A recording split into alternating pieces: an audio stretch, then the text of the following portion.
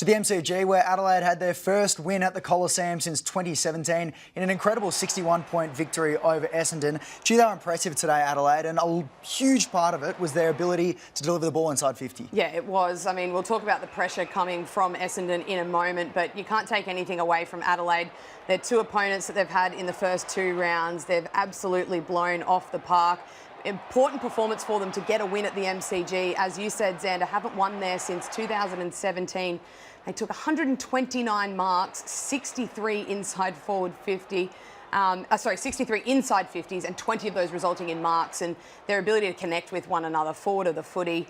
Whether there was pressure or not, they were still able to hit targets, and their three forwards, if you're going to give them this much space to lead up and hit targets, they are going to be very dominating throughout this season. As you touched on, probably a bit too much freedom given to those Adelaide forwards, and defensively, Essendon will be licking their wounds and analysing the tape because it wasn't their best day. Yeah, well, let's be honest, this was a really, really poor defensive effort from Essendon. Highlighting a couple of efforts here, that's Dylan Shield, his direct opponent, Neil Bullen. He hedges his bets, he goes back to try and get a defensive possession, and then Neil Bullen just gets off him. This here, yes, there's a little block on Ben Keys, but that is a small forward that's kicked 3 goals in the game up until this point.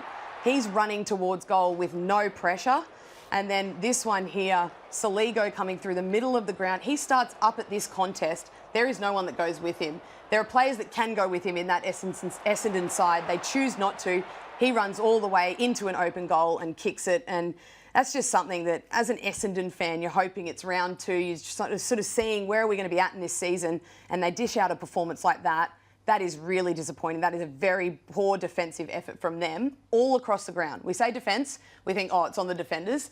All 3 lines of the ground were very unaccountable this afternoon at the MCG for Essendon. An emerging trend for the Bombers this season early is a particular over-reliance on a couple of big-name players in Zach Merrett and Jai Caldwell. Let's have a look at some of the player rankings from today. Now, this only shows the top 10, but 12 out of the top 15 players from today's game were Adelaide players, and even in a 61-point shellacking, that's abnormal. What do you make of the reliance on these two guys, and is it becoming a problem? Will it become a problem later in the season? Yeah, well, Jai Caldwell last week was probably the beacon for them, and this week it's Zach Merrett. Like pretty much every other week we've come to know from the Bombers, he was just phenomenal. He tried his absolute best, like he does every week, and it's just one of those things. It's how many best and fairest is he going to win at Essendon, and does he want more out of his career? Because he's the only one at times that turns up for them. He kicked a number of goals this afternoon. He went forward, he played through the midfield, and he gave them everything he could. He just needs a few of his teammates to jump on his back and come with him at times. Well, it seems like Brad Scott echoed your sentiments about the defence and a reliance on a few players that are trying their heart out today in his post-match press conference.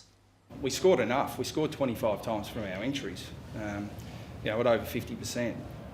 But what's inexcusable is our ability to defend after that.